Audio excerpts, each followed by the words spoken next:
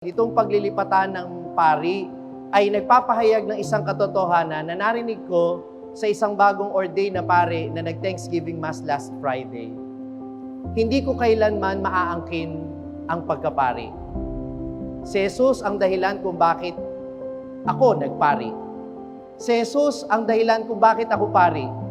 At si Jesus ang dahilan kung bakit mananatili akong pari.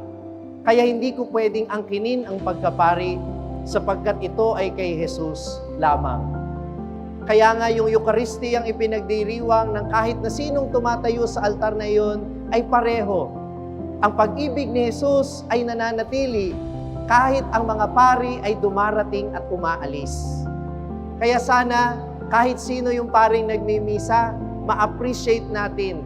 Hindi man yung pagkatao ng pari, yung pagka-Diyos ni Jesus na ating nararanasan. Yung kanyang pagmamahal na hindi nagbabago magpakailanman. Amen po ba yun?